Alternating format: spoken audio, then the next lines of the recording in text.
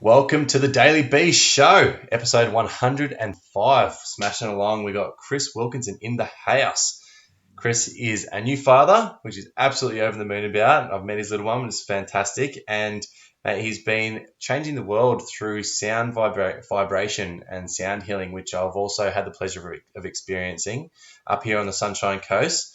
But ultimately, he's co-creating with a whole heap of individuals and people that he's surrounded himself by, which I'm lucky enough to be one of them, and just being himself. And I just wanted to get him on here, have a chat. So many people have been told just be, but then the question begs to be asked, like, what the hell does that mean to be? So we're going to have a chat about that, plus a whole lot more. But Chris, thanks for joining me, brother. Fantastic. So I just pressed stop streaming. Hang on, let me start again.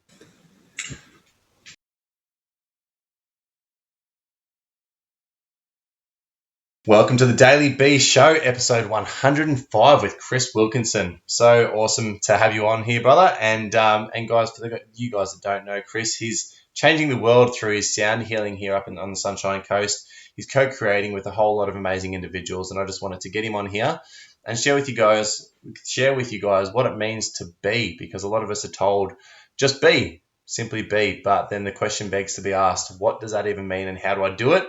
But Chris, thanks for joining me, mate. Pleasure to have you here. It's an honour, man. It's nice to come and, heed the calling and say yes and see what we experience. Bit of a yes man. I love that movie. Yeah. And it is a bit of an inspiration to go, right, what have I kept saying no to that I really don't have any reason to? It's been funny lately. There's been a lot of things come up and I'm like, yeah, okay. And it's leading me down all sorts of paths and also challenging me as well. But yeah. It's about getting out of the way, right? Has it been challenging, or have you found that quite easy to do? Honestly, it's been quite easy. It's quite nice to say yes to the co-creation part. The collaborations that have been offered to me have been a nice way for me to get out of the way of my own need to do and just allow whatever processes unfold to unfold, and they've been quite effortless. Been nice. Yeah, beautiful. Very nice. So, man, just quickly for those that haven't met you or those that are just new to your circle as well, can you share a little bit about who you are and just what you're doing at the moment with yourself? Well, I go by the label Chris. Mumsy gave me that one. There's obviously a big story attached to this here experience on Earth. A lot of it involves me growing up on the sunny coast, Brisbane, playing. It's a bit of a rugby boy back in the day. Played a bit of footy. Beautiful. There. What position? Oh, man, a few, maybe. Halfback, fullback, wing, centre. Wherever they needed to win. Back, at the back. Yeah, that was predominantly a big chunk of my life, being that rugby footy head. Yeah. Which I'm grateful for. There was good times of team co-creation. Absolutely. It was really an enjoyable process in my life. Mm-hmm. Probably towards my latter teen years or mid-teen years, parents split. Mm-hmm. One of those stories.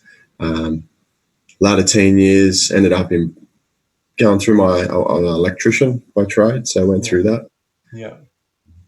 Once I still do that here there. I just don't really like calling it work anymore. It's just experiencing and interacting with the community, and I'm always have a good time sitting and not so much seeking, but really observing.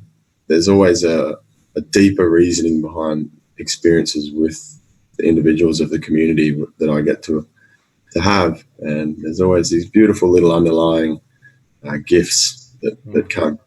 Yeah, do you see that now as more of a way to contribute as well? Like, even though we do go to work to reap the rewards of obviously getting paid and sustaining ourselves in a lifestyle and our family, but at the same time, while you're in it with those people, or while you're actually in the action, it's actually a way of contributing as well, and your form of contribution. Yeah, man, I think the contribution thing is definitely a little bit of a cliche to contribute to society, because I think we're all contributing at one point or another, no matter what we do. But I definitely had that drive to originally like, how can I help and what can I do to do and do. Yeah. It was only recently that I've really had a gift of being able to just be with the people, like just whatever you're doing, whether it be sound, whatever I'm doing, whether it be sound healing or the electrical work or men's circles, whatever that is. It's really about just being in a space with somebody.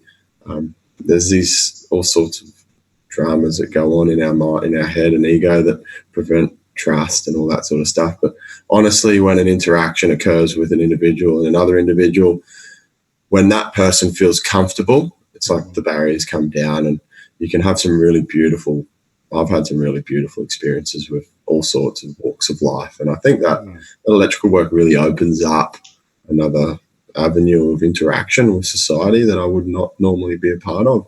Yeah, it really is out of my control what phone calls come through. So yeah, of course, cool thing to see all of those interactions that have, all of them have a deeper meaning.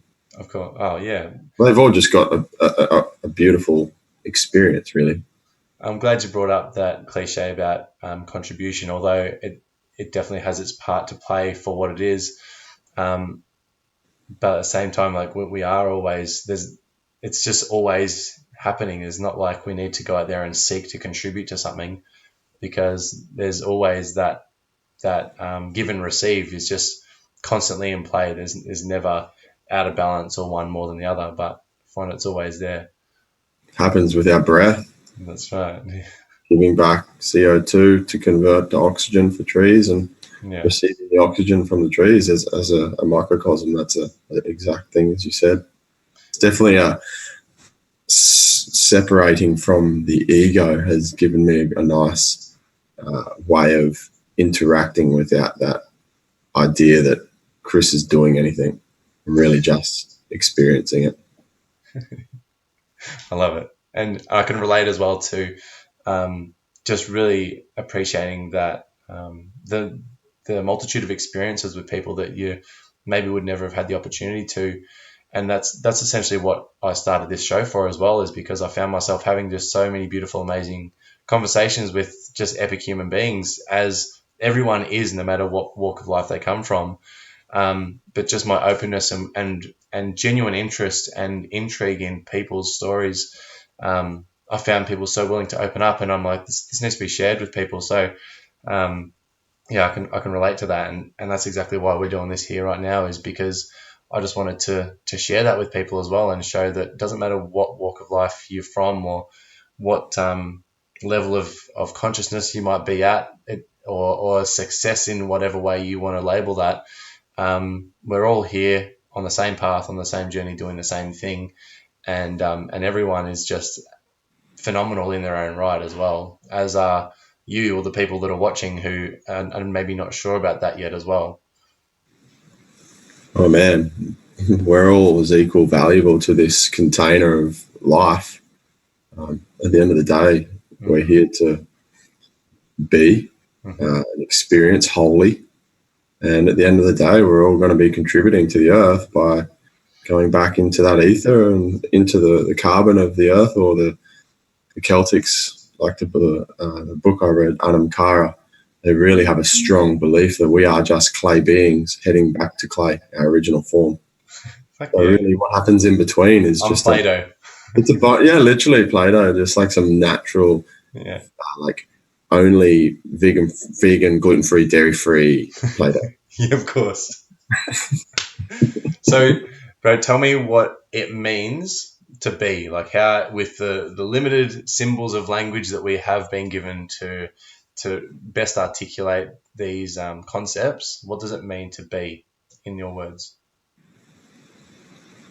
The simplest terms that come to my mind is just get out of the way. Take away the idea that we've got control, and that's a challenge through every moment of every day, because there's so much external distraction and interaction that being becomes something that is quite rare in our society today. Can you give me an example of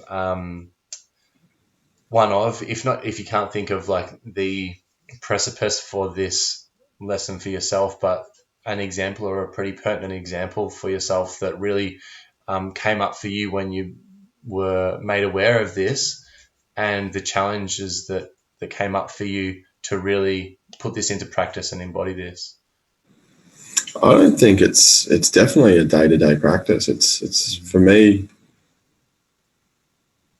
I think it's an ongoing life lesson. There's challenges that arise that allow me to put that practice into place, and it really is just about expressing this wholeness without any of the labels, without any of the ego, without any of that, without anything else that's obstructing our purity of connection with one another. That we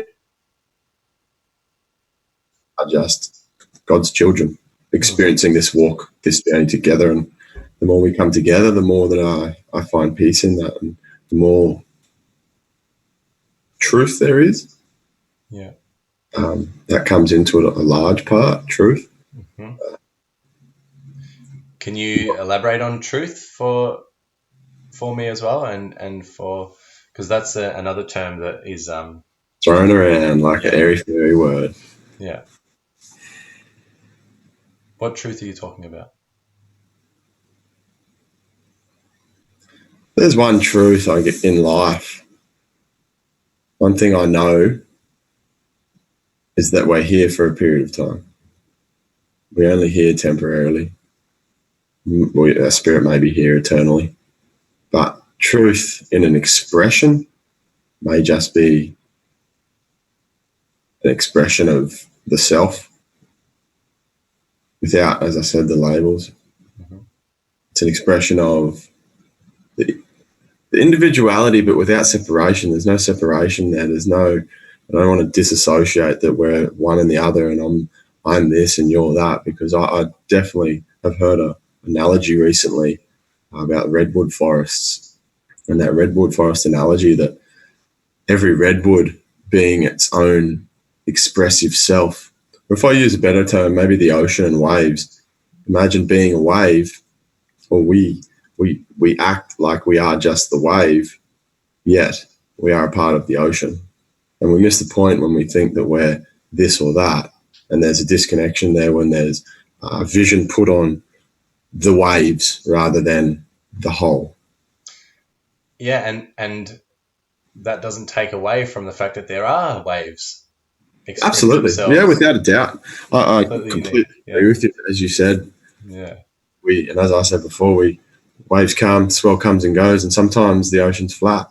So I love what you went to as well when I asked about what it means to be, and you said just sort of letting go, and because and that it is a daily challenge, because I think, especially what I found anyway, when I was starting to try to understand a bit more of this sort of metaphysical understandings about who and what we are, and what the fuck I'm doing here and what it's all about, that I was trying to attain this sort of holy grail of some sorts that was going to make everything better.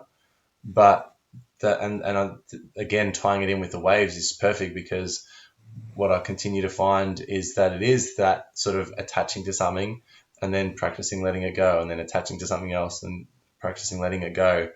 And you're being like attaching to needing to be or do or have this sort of egocentric ways of life, and then learning to let it go and come back to the moment. And it's just that it's not. What did I hear the other day? It was like, and it's probably not word for word, but it's like, before enlightenment, you're chopping wood. After enlightenment, you're chopping wood. So it's like, it's not like anything necessarily changes or things are different. It's just that you get to, be in the space. If you're going to be sad, you get to be sad. If you want to be angry, you get to be angry. But it's just not this all-consuming, never-ending pit of despair, I find. And just being is so much. Sort of like when I tapped into that, it was like it gave me permission for everything. Well, I didn't have to judge myself for it. Didn't have to make myself wrong, or didn't have to slit my wrist or do anything drastic for anything that was going on. It was just this absolute permission to just be in this moment with whatever it is, uncertainty, fear, insecurities, weaknesses, triumphs, successes, ecstasy, like whatever it is. And that's where I see so many people around me freaking out, I guess, still about life and got so many questions and so uncertain. But it's like, that's like, I guess the cosmic joke of it all is like, I feel the same, but it's okay. And it's just like, yeah, it's hard to talk on, I find. We live in I think we live in an ego-based existence. And it has to be, I think, it's part of this journey of life is there's this ego there and there's this spirit as well. And the more we can find ourselves inspired or in spirit of something else bigger than us, Yeah. the more that the ego is not present in that space. And I feel as though a lot of suffering comes from, and I can only say this because, fuck, man, I've experienced this to the deepest core. We experience all of the stories because the ego is there creating them. And when we find space that we can connect to God, we have this ability to be at peace. It's not even an ability, because that ability adds the idea that it's something to gain because it's already there. Yeah. What's ego? Explain what ego is. I know it's some terms thrown around and a lot of different ways of being understood or interpretations of it. But how do you see it? I think if you can imagine like a drive-in theatre and everyone outside is in their car watching this big screen and there's this thing behind the screen that's projecting, or in our day and age, there's a cinema room and there's this camera projecting this picture. It's as if each of us are this camera projecting a picture, projecting this picture that is ever changing and ever evolving and ever dismantling, or it's infinite in its expression. Constantly dynamic. It's like every book in the world. Put them all together in the same room. Bunch of stories. It's a big room. A big ass space. Wouldn't want to be dusting them off. Yeah. Enough of my own books to dust away. Oh, yeah. I started a book today, actually. Yeah, I like the idea of that. Mm. I'm very much enthralled to start writing. Yeah. You should write it with your left hand. I just dictaphone it. Hands free. Fucking technology. I had a customer sign a document today on this, and he's an older guy, and I was like, we just had some deep chats, and then he was just like, see, is this where we've come to? And I'm just like, cool creation. All right. Cool little thing. That's what they were saying when someone put a pen in their hand to try and sign it. It's like, man, I just spit on my hand and shake it. What are you putting that bloody pen in my hand for? They thought Nikola Tesla was a tripper for making free power. Yep. Technology these days. Bro, I want to go back and I'd love if you would open up and share a bit of your journey and some of the pains that you've had to endure to get to where you are now, because I know that, it's great to have won the biological lottery and been born in a beautiful country like we have been and with in a space that we have, but there's still a certain amount of pain that people need to go through, I believe, to create certain questions, to bring up certain questions and to push people into certain journeys, and especially when they're speaking and communicating in ways that you and I are right now. So I'd love to hear some, if you could tap into some of those past experiences or a bit of your journey in the past that has sort of led you on this path to where we are now.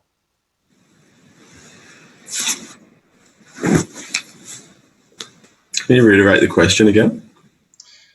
Yeah. What was fucked about life back in the day that made you want to change it and find something different and better? It was pretty cliche stuff, I guess, as a young teenager. Parents split Something up. cliche for the people that lived it. Yeah, I believe it's individual to um, everyone's experience is whole and true. Like, I can't say that it's this and that for me, but not for someone else, because I don't know what someone else's experience is. Definitely, whatever anyone has experienced is purely true, wholly true, because they're experiencing it fully. And that's where I think there's definitely a challenge in um, facing that ego. And for me, it was So all just sorts of, and quickly to honor that as well, yeah, to honor that sure. within your story and Oh, with me? let go of that cliche, the thought of it being a cliche, but like honoring your own journey and what your individual steps were as well, and giving it to the time of day. Yeah, I can completely see where you're coming from. It's also reliving these paradigm or these stories that we spoke about. Um, Not reliving, but reiterating. Yeah. Talk about the real and whole experiences that I've had in my life that have brought suffering. And also just to jump in quickly, if you could also um, humor us by sharing the stories in a sense from your mindset back then as well, Yeah, okay. as opposed to like now looking back, but tapping into you back in those spaces and what it was like back there as best as you can as well. Yeah, for sure. Yeah. As a young boy, watching parents split up, it's definitely a challenging thing. Mm-hmm. People can probably reassure in this moment right now. Mm-hmm. Absolutely. Yeah, father with alcoholism. There's definitely challenges as a young boy there, as an older teenager. Mm-hmm. Uh, Sitting around certain cultures that aren't exactly appealing to an individual, but at the same time, definitely relevant in my experience to get me where I am now. What do you mean? Individuals, drugs, alcohol with alcoholism, um, coming from a multicultural background as well. Probably a lot of disassociation there around who I am and What what nationality culture I am. was? Samoan, Kiwi, Aussie, in a language of separation with Yeah. Okay. cultures or countries. Mm. Uh, Because you came over to Australia from New Zealand. no, I was over here. I was born here. You're born But here. just having that Samoan influence, one of 25 kids, one of 25 grandkids, and interacting with so many cousins and Yeah. aunties and uncles, and just having those large families definitely adds. It adds a much broader interaction, which opens up all of these different stories that get created along the way. That's interesting. I because I'm from a small, like really Yeah. small family. My parents, my mum, well, I don't have a father. My mum was sort of estranged from her side of the family, so it was really me, my sister, and my mum, Yep. and my two stepbrothers and stepsister growing Mm. up. And I always looked at like my Italian friends who had these Yeah. big families. Like they catch up for like tomato day, and I'll be like, oh man, I want to. I feel like I'm missing out. Like I don't have a place to belong because we're in such a small little niche of our own. That there's these big families that just get together and sort of support one another and fit. Like family is it. So it's interesting hearing that perspective of someone that was from that sort of a family as well. That big space and what that was like. Yeah, it's very much versatile. Hmm. I think that's what gives me a lot of my gifts at the moment of interacting with society, because I've had some gifts of interacting with lots of different people in my life from a very young age. Hmm. So talking to people is not Yeah, a when family's so different, the personality is so different, but there's sort of this unspoken rule that you got to love your family members and keep the peace. Really do does you? teach you when you go out there. And I always sort of have this little judgment in the back of my mind for people that don't speak to their siblings or their parents or this. I mean, say that with a grain of salt, um, but yeah, it's like your family's sort of like this training ground of how you're going to cope with Like, differences in the world, and yeah, different, and you step out there and you can't deal with the differences within your family, yet think you're going to make it out there with the differences in the world? Like, you need to Oh, go back home and just sort that shit out. don't get me wrong, man. There's probably every individual on this planet can say that there's some sort of a conflict in their experience of life with one member, at least, of their family. Oh, yeah. It's the Absolutely. building blocks of us as individuals, individual self, not whole. And then that separation is, I guess, the illusion of, oh, there's conflict here and this person's that. And once again, coming back to the ego, the only way there's conflict is when I think someone's done something. It's me thinking it. Which is really just the oneness of me just getting to know itself in its infinite forms. Sure. Which is helping itself in the end anyway. So there's really no conflict. Disassociating from itself.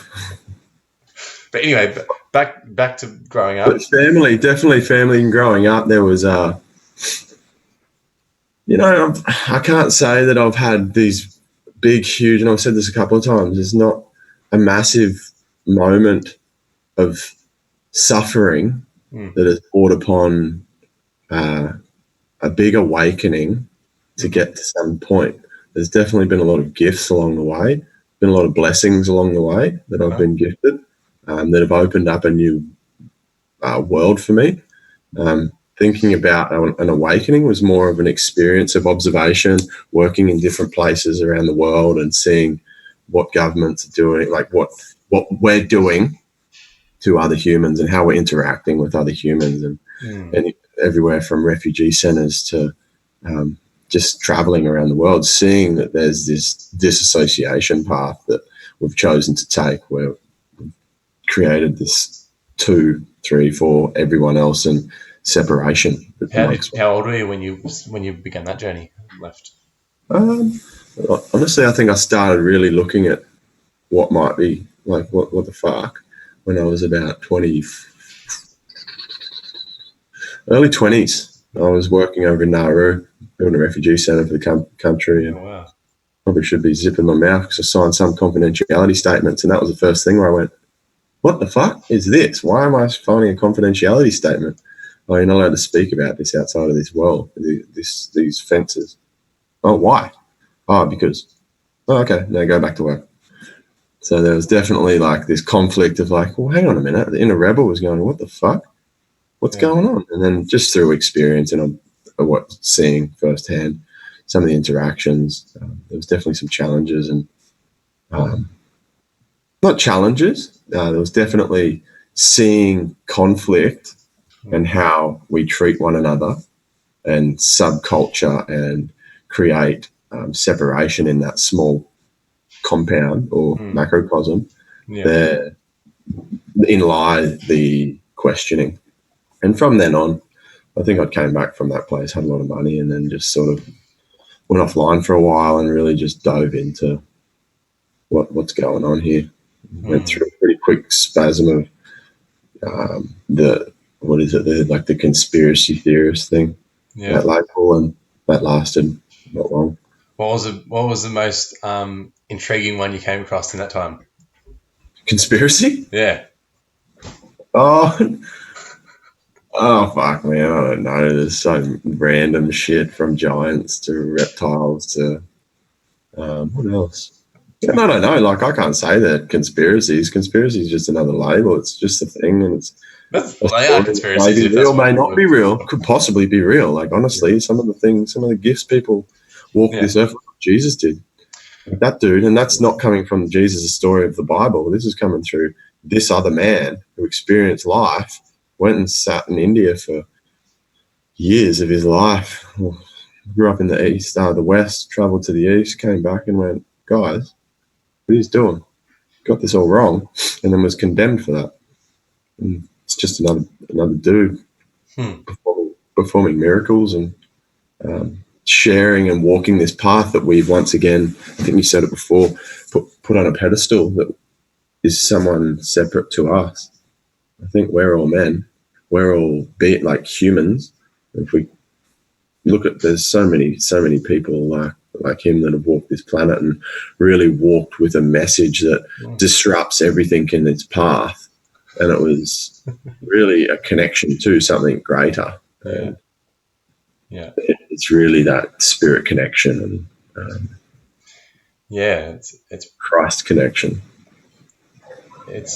it's the more I'm learning about this stuff, man, it's no wonder that it's so underground and shunned for really thousands and thousands of years. There's been people preaching, well, not even preaching, but just sharing, um, truth and love with the masses, but they've been condemned because um, just naturally we're psychologically lazy and don't want to do anything other than look after ourselves and survive within ourselves. So anything that is against the ego or against our own survival, then it's just like it's not something we want to partake in, generally speaking, with the masses. And so, um, yeah, I'm getting into a lot of amazing teachers and past and present who are sharing some amazing stuff, but they're not people that are going to force it onto the masses or force it onto people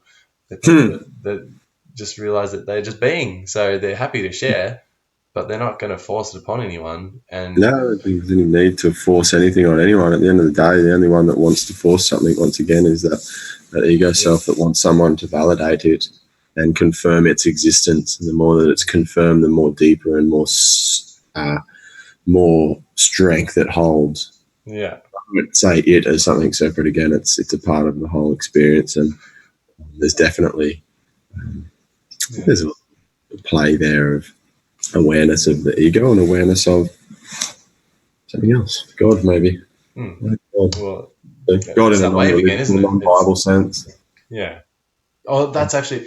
I was thinking about that today. I'm glad you said that. I was gonna do a post today. I didn't end up doing it, but I was gonna go something along the lines of God and is not synonymous with religion, and religion is not synonymous with God. Like, Because yes. it took me a long time to really let go of the trigger of hearing the word God.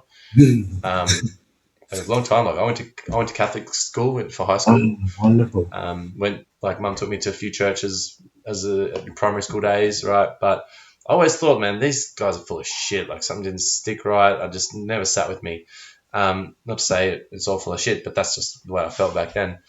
Um, but for so long, like talk about God, it's just in my mind, it was just hocus pocus. Fucking people had the wool pulled over their eyes. I think Jim Jeffrey said it best. It's like the Catholic Church doesn't want smart people in there because those smart people ask too many questions. Would you say, yeah, sure, some fucking white dude and his missus are just dropped in a jungle in the sun with no sunscreen, and then they eat a fucking apple. But there's so many stories, and I'm sure there's so many analogies in the Bible texts that have validity, but there's still definitely a predisposed disposition of separation amongst that. And you look at the First Testament; it's all about something higher than us, and the Second Testament, the New Testament started to. Did I just say the Old Testament first? Yeah, I think so. Yeah. First one, yeah. The second one, I don't know these wholly and fully, so I can't really give depth on them. But the second one, really, from my understanding, added a little less structure, but still incorporated all these rules and all these boundaries and boxes. But really, if we go back before religion was really it was a bit of a mess that was created there, I think. And someone said to me today that with this industrial revolution, as soon as we created the idea that we could evolve through growth and expansion and bettering and once again feeding the ego's desires, we disassociated from that true connection to God. And God was prior to the text of the Bible. So God is a whole existence. It's not a dude. There's a whole. This is God right here. You're looking at it. This is all it. Everything you touch and see and look. There's nothing else but it. Contain it for sure. And it's funny, like even talking about like we need to reconnect to God. These things like it's not happening. Choice. I love spiral dynamics. I think that for me explained that just the necessity of all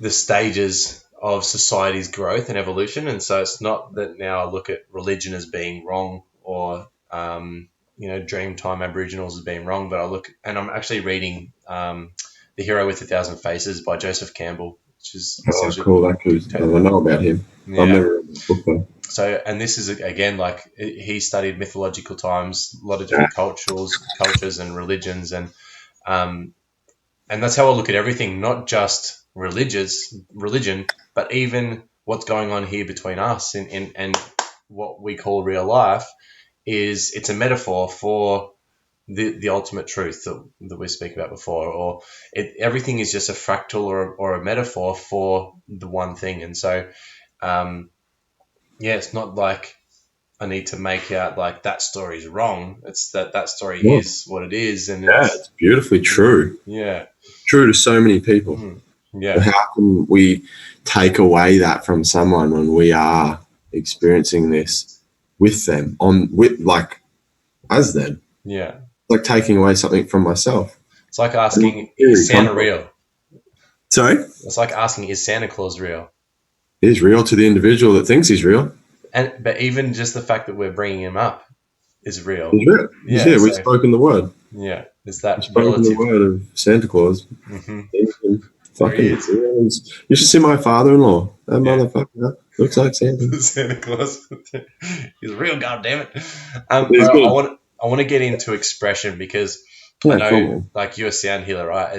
It's absolutely beautiful to experience, but also you touched on it before about the sort of the redwood trees going up or the waves coming out of the ocean, and this can all be, I mean, we've had a very heavy conversation, deep conversation so far, and we've had it quite effortlessly, but to some people listening, they could be thinking, what delete and press escape. What the fuck?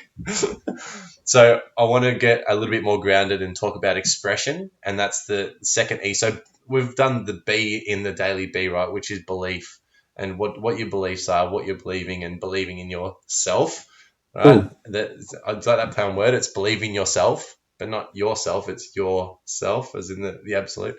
But the E is expression, and then the other E is evolve consciously as well. So as far as expressing yourself, brother, talk to me about what it means to express yourself from this space of individuality.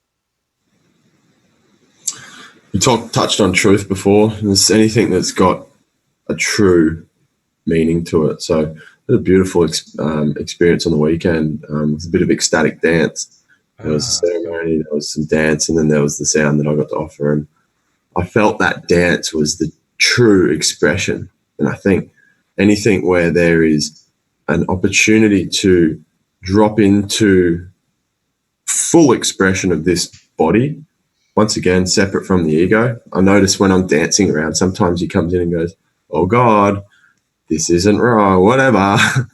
There's this person, oh, that girl looks beautiful, whatever it is that comes up, then moments of boom. Yeah. And it's nothing else is there. And I can't even tell you what happened in those moments. Because I think anything that opens up a space for that gives you an opportunity to really, word be present, but just to be egoless in a state where it's as true as can be.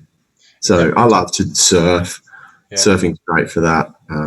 Move, dance, sound, music, play music.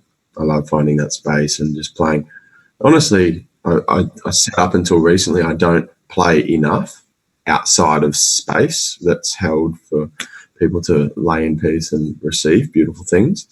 And I really forgot about that beauty and connecting to sound in my own space with my own ability to just freely express. And there's some gold in a lot of those expressions that are really beyond the ego's perception or the mind's perception, whatever. There's really a nice opportunity to find some relevance. Is that when you talk about being inspired? Is that space? Exactly. I recognize that. I think that brings that inspired feeling, breaking that word down, connecting to spirit beyond the body. And we said get grounded, but at the same time, we're a direct connection to it. So there's no separation from being grounded and airy-fairy, not airy-fairy, is up in the air or connected to spirit. I was thinking that the other day. I was like, where does the sky start? Like, I'm standing in the sky right now. It's legit. No. There's this thing as the atmosphere, and then there's all these particles, and then scientifically created blah blah blah blah. Nah, I'm standing in the sky. I don't care. Absolutely. What about if you're on a mountain? Yeah. If you're in a plane.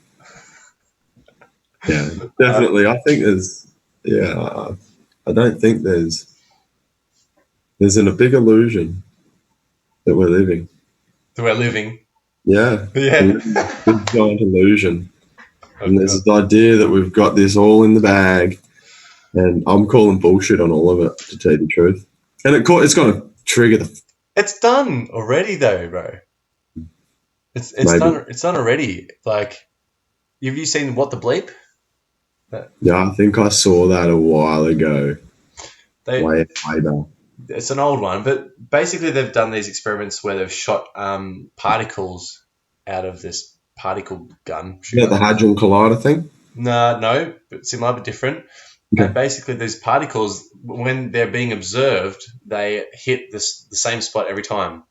But when they're not being observed, they split and they hit multiple places at the one time. And they're essentially, when a particle is not being observed, it's in infinite places at any one time, or in infinite potential places at any one time, until it's being observed. So literally, like, our brain is actually in infinite space until we open up and we start observing it, and then it is there.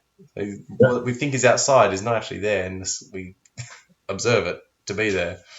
It's like, well, can't really prove me wrong. I can't prove you're right. I don't think I can.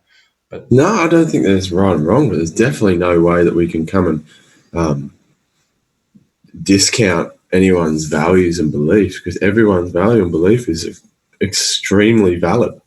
And that's a scientific... that's quantum physics, man. Space of realism, or... Quantum physics, and that's the scientists trying to work shit out, and I think they're getting to this spot where they're like... Hold up. Hang on, there's a bit of a fucking dead end here. Where are we going? All right, let's try this way. Oh...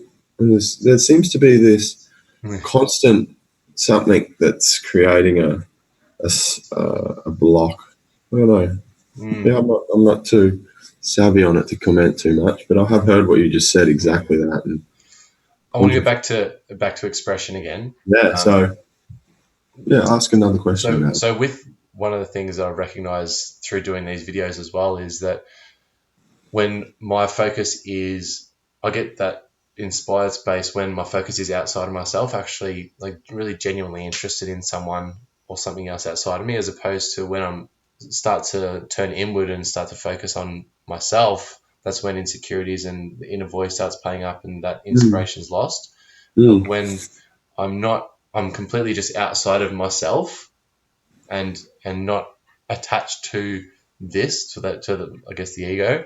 That's when I find myself, really losing myself, like whether it's doing surfing or doing some sort of sports activity or an amazing conversation with someone, or whatever it could be. So have you found that that's sort of similar as well for yourself, is when you focus your attention to something that is outside of yourself and bigger than yourself?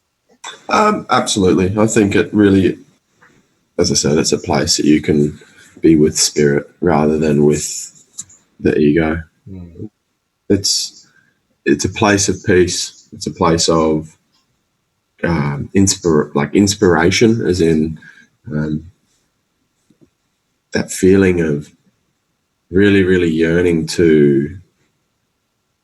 It's not even a yearning. It's just this inner fire that just breeds that feeling of contentment. Yeah, and what you said's, absolutely, I agree.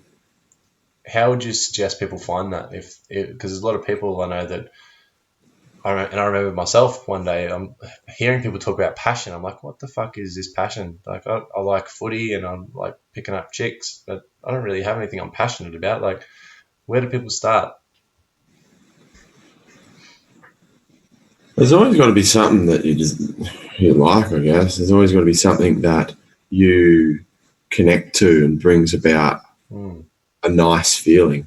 If it's not a nice feeling, then why do it? Comes back to the choice thing. Do something that makes you feel nice, makes you feel good, brings you that place of presence, brings you that connection to spirit, brings you inspiration. And if I don't know, if you can't find it, then yeah, just keep chugging along. No. No, yeah, there's got to be something Yeah. and it's easy. It's only the ego speaking, saying there's nothing. Mm. There is things that make us feel good, and it ranges. Mm. It's really infinite. Some people like sitting under a tree and just find so much bliss under sitting on their own in their space. Others find it racing a car around a track, and that's beautiful. So others find it writing books. Yeah. There's so many ways, and I don't know. I can't say what someone else can do No. to find that inspiration, because it's up to the individual to really explore life and, as you said, find what that is, what that passion is. Yeah. Well, there's so many options, isn't there? Like infinite options too. If it's not working where you are, move. Yeah. Steve Jobs said if you wake up more than a few times in a row and look in the mirror and ask yourself, do I enjoy what I'm about to go and do? And the answer is no a few times, then I can change it. It's a hard choice, isn't it? It's such a big one. That's one of the biggest. It's definitely It takes courage. yeah, it takes courage, definitely. Yeah. It takes trust. Trust in. Trust that whatever's happening is happening. And whatever's being thought about might not be true. Let go of the idea that I think I've got it. I think this is for me because as soon as there's a because, if it's not a wholehearted fuck yes, Then it's a fuck no.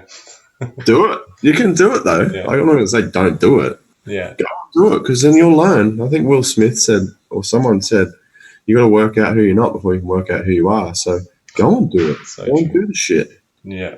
Because then you'll realize it's shit, and it'll only become a time when you're a bag of mush on the ground and you're struggling to find a reason in your life. You might make that decision. What did someone said to me this morning?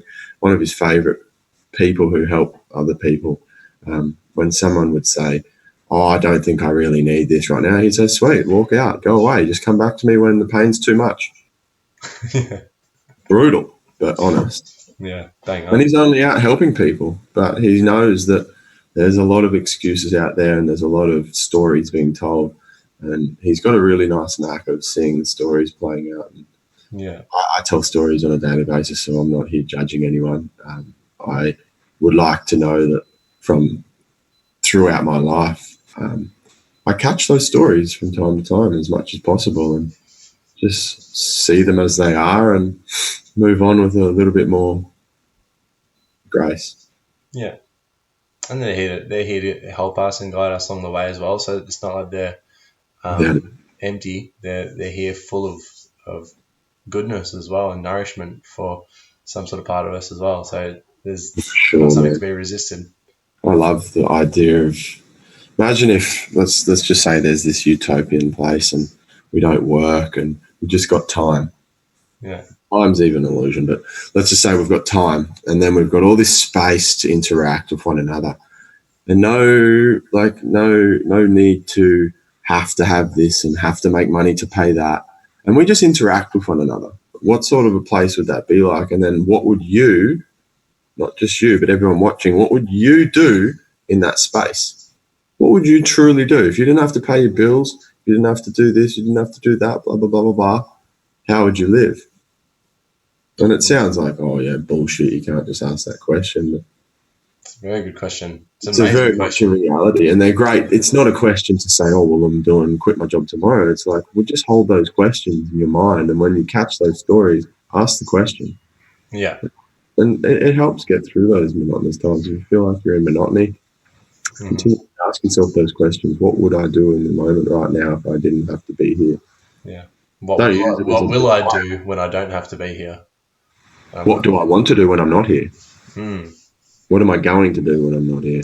So level of the question that you ask is going to dictate the level of the answer you're going to get. And the mind will answer any question. If you wake up asking yourself why you're so fat, why you're such a loser, why you're so broke, your mind will give you answers to why you are all those things and keep reiterating that.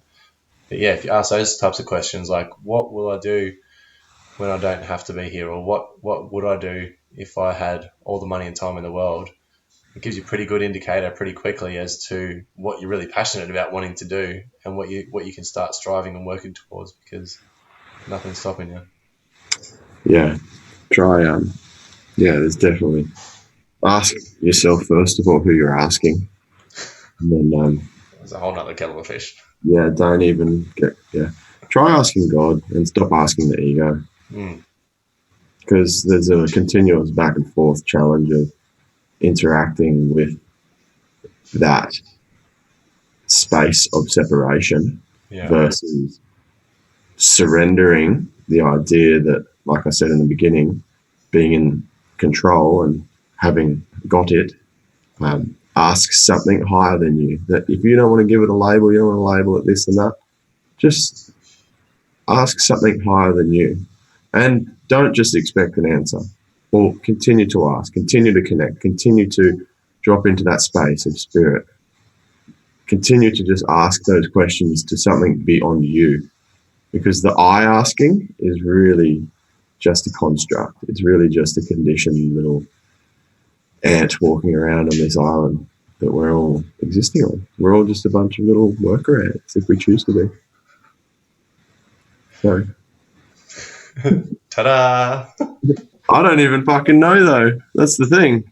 I've made this whole thing up. You don't fool me. Exactly. I know you know. I don't know shit. I've made up 99.99999% of this experience. The rest is just physical matter. Maybe. No, Maybe it's matter. The funny thing, it's like 99.999% of this here, this body, is space. 0.00001% is physical mass. Point 0.00001%. Yeah, how many zeros is there? 4 zeros and a 1, yeah. Yeah, that was the fifth one. Yeah. Figure that out. And a good way to think like practically about that helped me when I started doing that was just looking up at the stars. Because it's like that's like looking at yourself. That's like looking at your body from really close up. It's like every star represents one atom or one particle within you, and the rest is you there as well. So that's how. Yeah. And then you zoom into those stars, and they're gigantic planets and gigantic nebulas. And look at the stars more. I think if there's one thing that I really, really like to share with others, in person, and also just as maybe it might work for you, is try and find a place where you can really see the stars. And that was going back to that story of being in Nauru in the refugee centre. There was one moment I went out to the toilet to piss outside, and I remember I was dazed, and I walked and I'm doing a piss, and I'm just like, whoa. It was like nothing I've ever seen before in my life. Breathtaking. You don't have to go to an isolated island 600 kilometres from anything else, but find a place that has minimal light exposure. Yeah. Get away from the city, go out bush, go up a beach, whatever that may be. Find a new moon, empty sky with no moon, light pollution, and just look up and just be there for a bit. Yeah. Whatever comes up. There's some beautiful, beautiful experiences just from laying on a roof on a house and looking up at the sky, the stars on a new moon. Yeah, and contemplate. That's amazing, brother. And I think that on that note, I'd love to leave people with that. And thank you so much for joining me and joining us and being here with us. Yeah, man, I really appreciate the opportunity to come on here and really like what you're doing, and creating these interactions across these platforms is really a great thing. And I like that your questions aren't so structured. It's very much, I know you've got your little B structure, but there's definitely an openness to talk, and there's not a lot of control that you try and do there, which I really appreciate. Yeah, it's and thank you for that. It's great, and it's been a massive learning for me as well. Just trusting the process, trusting that what comes up for you and for I in this is exactly what is needed for the people that are watching, and getting out of my own way, letting go of my own ego. Because at the start, I did recognize there were questions I wanted to ask, but the conversation would keep going past it, and either I'd forget or I would not have anything to ask because I wasn't paying attention to what was going on there. So there was all these things that weren't aligning until I just learned to let go and just be here. And it's so pertinent for what we're talking about. So it is beautiful just to hold these conversations, hold this space for each other, and just have this a one-on-one conversation, whether there's one person or no person watching or a million people watching. It's just organic and natural and beautiful, and I love it. So thank you. This chat could probably go on for fucking hours, man. Honestly. Yeah. Let's start to get to the topics that we've been speaking about. Time can disappear really quickly. As I said, 7 o'clock. Wow. I know, and even needing to jump in every single thing we've spoken about. There's probably 20 different. Sure, an hour on each. Yeah. It's I wanted to quickly as well just share you guys, yourself and Trent and a few of the guys are doing some sound healing around the area soon. So you want to give that a bit of a plug? That's it. The acupuncture community staff. That's beautiful on the sunny coast. If you're local to the coast, there's this amazing place to be, to just drop into a space of peace. 21st, the 20th of this month in Brisbane. It's normally the last weekend of every month, but this month's a bit different. First, it's the 20th, a Friday in Brisbane at Soul Space in Newmarket. And then on Sunday, we're up here on the Sunshine Coast at Shambhala Farm, the usual place. Jump on Facebook, check out Trent's page, High on Chi, H-I-G-H. I'll put a link in the bio for us. Yeah, that dude's doing, man, Trent, I honour that dude because the amount of fire energy and chi that dude possesses and channels into his creations. Hey, I fucking admire that in him because he's phenomenal. And I'm looking forward to having him on the show as well in the not too distant future. Yeah, try and catch him. Like trying to catch a fucking mozzie with your pinky. just the one? Coming in. Just one. Oh, man. Thank you so much, hey. Loving to all the people watching, and thanks for watching and enjoy. That's it. Great. We'll see you next time. Take it easy. Bye.